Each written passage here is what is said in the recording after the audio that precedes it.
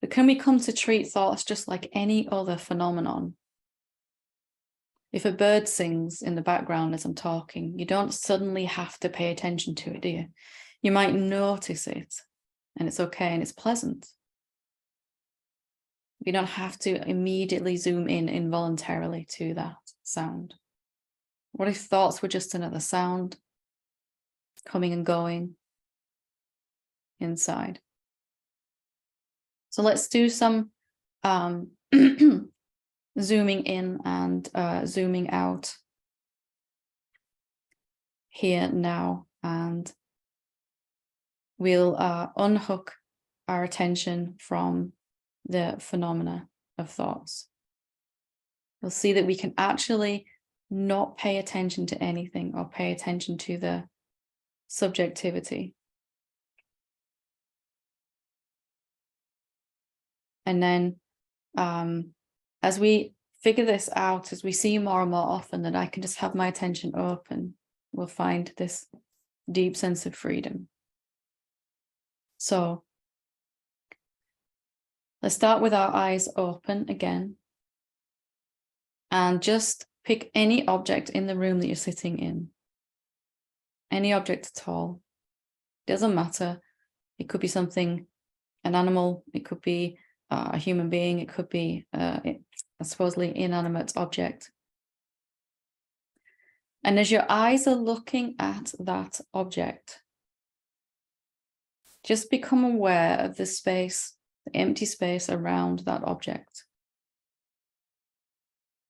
So your eyes are looking, my eyes are looking at this laptop now that I'm using, and my attention is aware that there's empty space all around it. I don't need my physical eyes to notice the empty space because it's invisible anyway and intangible. So my eyes are doing one thing and my attention is doing something else. So we're unhooking attention from what the senses are doing. Normally our attention just follows along with wherever our senses go. So pick another object in the room that you're sitting in. You can use your own body. If you look at your body, your eyes see your body, and you can be aware of the empty space around your body. Again, we're just proving experientially that my attention awareness can be just aware. I'm just noticing the emptiness around an object. First, it's easier to notice an object and then notice the space around it, and that's okay. But to recognize consciously that you're using two different faculties there. My senses are looking at the object, but my attention is looking at the emptiness around it. So just to recognize then that you don't have to automatically have the two things functioning together. It actually feels quite nice to just notice the space around an object. And one of the questions that's come many times since I did that satsang last week about zooming in and out, it's totally normal that it seems more challenging to do this with thoughts. Let's do it first of all with physical objects. Let's prove to ourselves, let's convince ourselves that I can look at this thing with my eyes. My eyes can see a physical object, and my attention can be on something completely different. My intention is noticing the space between my hand and the laptop. So your senses can look at everything, your eyes, your ears, and your attention can be focused on the emptiness, the nothingness, the empty space, the spaciousness. So if we prove that to ourselves time and time again, and then go to try to apply this to the mind, we'll be going with that conviction that my attention doesn't have to go with what's moving and changing. That's what my senses are for. And there's a whole world of difference between I have to pay attention to thoughts, and thoughts are just happening inside me. Actually, when we pay attention to something, and again, I'm not talking about looking at it. If I look at my hand with my physical eyes and my attention's on the empty space around my hand, it's going to be very hard to form a thought after a while. If instead I pay attention to my hand, my mind has to start thinking. I've got more wrinkles than last time I did this exercise. And, a few more years have gone since, and I'm getting older, and why is my skin doing, and all the things it does. And you can practice. You zoom in and really begin to look at something. Your mind has to think about it. It has to. Because you're saying to your mind, this is an important thing. I've zoomed everything into this particular thing. And mind starts to think about what it's thinking about. So our attention's open, even though our senses are looking at things, noticing things. We can't really think too long about anything. You just need to prove this to yourself again and again. Let's do it one more time together here. So again, pick another object in the room. Or this time, let's pick a sound. Maybe you can hear another sound. So right now I can hear my words. And Claire is across the other side of the room. I can very subtly hear the noise of her laptop, very subtly. I can hear the heating pipes clanking. I can hear a bird ever so slightly chirping. But if I notice the noise of the bird chirping and notice that I don't have to pay attention to it, it's just being heard, the vibrations coming in through my ears. So any sound at all, or if you find it easier picking an object and noticing the space around it, do that. It's okay. Or you can hear a sound and notice the silence it's appearing in. You can only hear my words because they're contrasting against the silence that's continuous. You can only notice thoughts because they're intermittent, seemingly breaking this silence. So awakening happens spontaneously, effortlessly, when we really come to see that I don't have to pay attention to anything at all. That doesn't mean I'm going to drive my car with my eyes closed, of course. I'm not meaning that. It's just to separate that my attention and my senses don't have to be slavishly hooked together, continuously always functioning together. We're just starting to do this. My attention can rest in an open way where I'm paying attention to the noumenon, the self, the consciousness, that which is not a thing, the empty space around an object. And as you do this, you're going to start to recognize that you can see the empty space between two objects and then a whole room full of objects. It will just widen on its own. Hang on a minute. Every object in this room is appearing in empty space. And then even bigger than that, actually the room itself is appearing in empty space. As you practice like this, eventually the whole universe comes into view. But if you let that happen by itself, just for now, just notice that you can perceive the emptiness around an object already. Not with your eyes. You can't see something that's invisible with your eyes anyway. Right now, you know that there's empty space in the room that you're sitting in. How are you recognizing that? You can't see it. It's not visible. You can't touch it. It's not tangible. It's certainly not audible like these words. Already, some other faculty of attention, you're noticing it.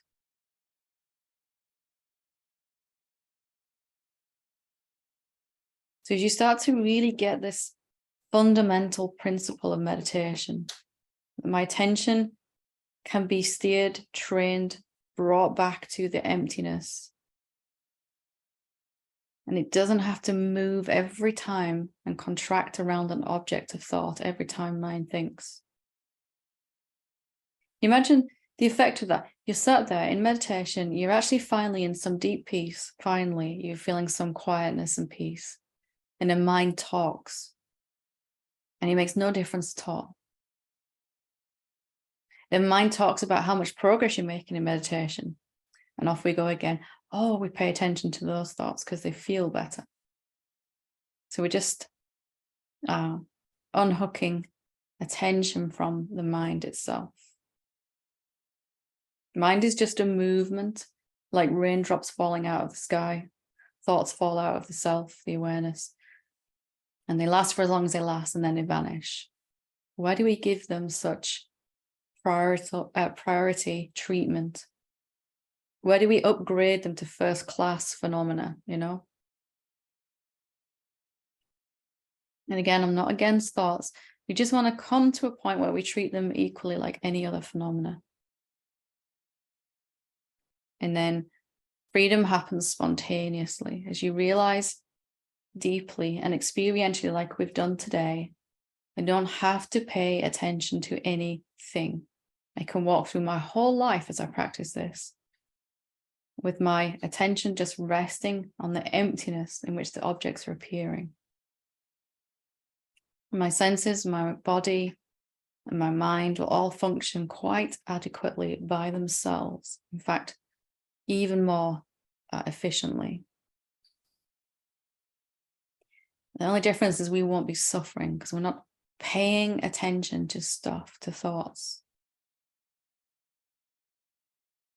It's like standing, sitting in a helicopter about, hovering above a stadium full of 70,000 people, and really trying to see the one guy sat in the front row without any binoculars or anything, just like really trying to, it's hard.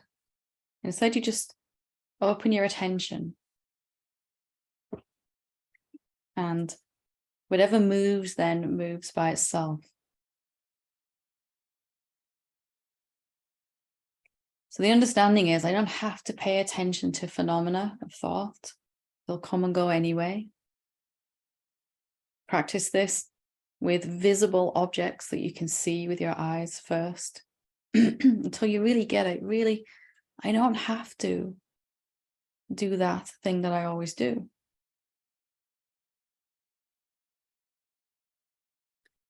And then you'll be able to do it with emotions and subtle objects like emotions and thoughts and perceptions, sensations that go on inside the body. And you'll notice that your eyes can look at another human being and your attention can just be aware of the space around their body. You watch how that changes how they behave. You watch how that changes how they feel even. It will influence them. They'll feel more peaceful. They'll feel happier. So let's just spend 5 or 10 minutes practicing this now, and then I'll read some questions that have been sent in. So with our eyes open and trying just for 5 or 10 minutes not to drift off, just pick an object in the room. Gently notice that you can see it with your eyes and that you can notice the empty space around it.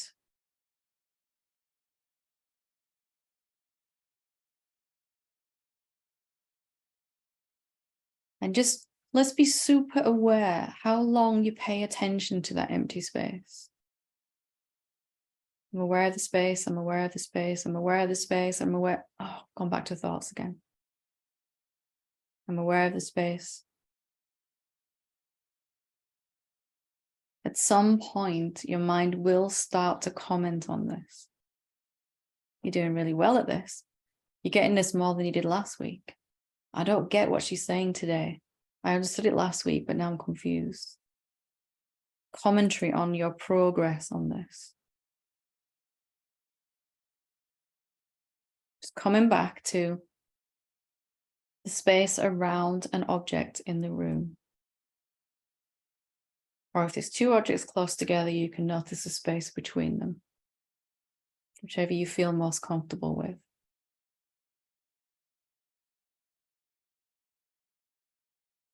And then just noticing that habitually, somehow, we go back to paying attention to thoughts. We're not going to judge ourselves when we recognize that that's happened, because that's just more paying attention to judgmental thoughts.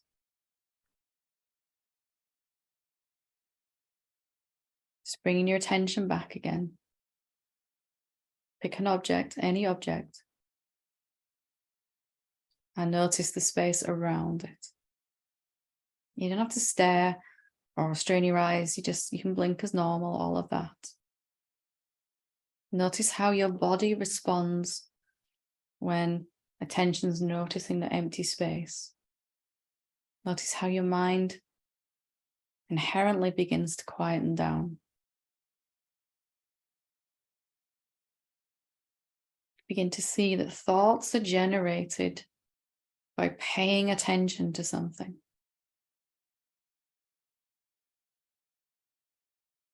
And as you pay attention to nothingness, you begin to have a different experience.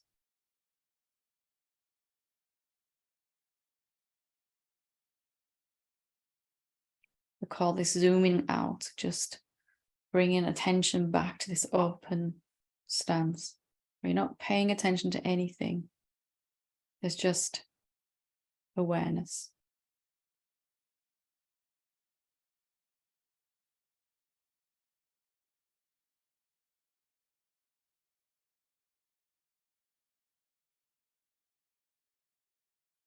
Noticing the empty space.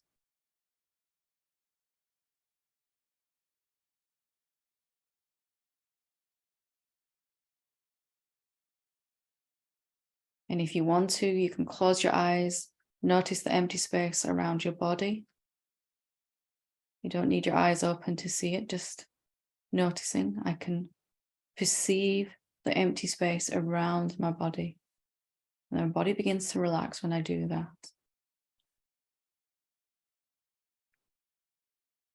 Your body takes its cue from where your attention is.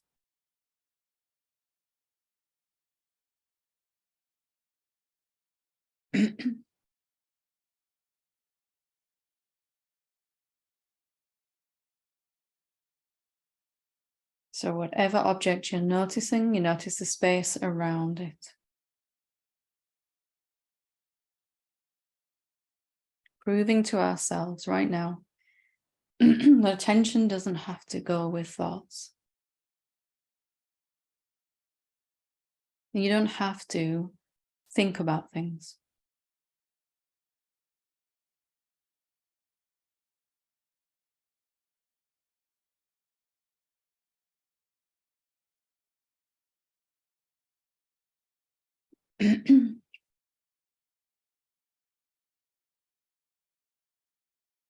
Just checking, have you zoomed back in? Have you started thinking?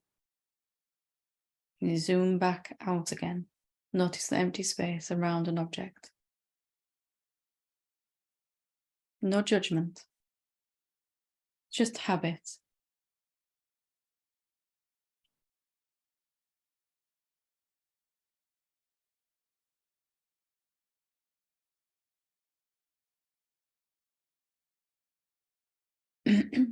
Noticing the empty space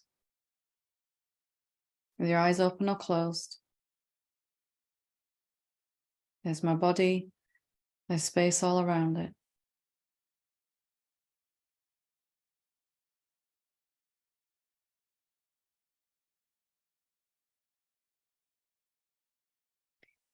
And we're just making a new habit here. Attention prefers to rest like this. It wants to be open. It's just this one idea that I have to pay attention to thoughts.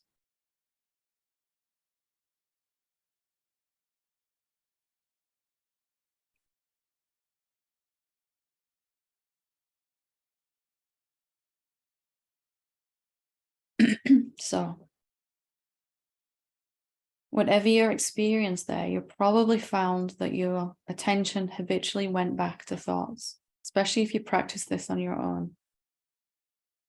And it's okay. It's just the force of habit. But once you start to realize that you have a choice, that attention is something different to what the senses are doing, completely different, then you might start to feel more empowered.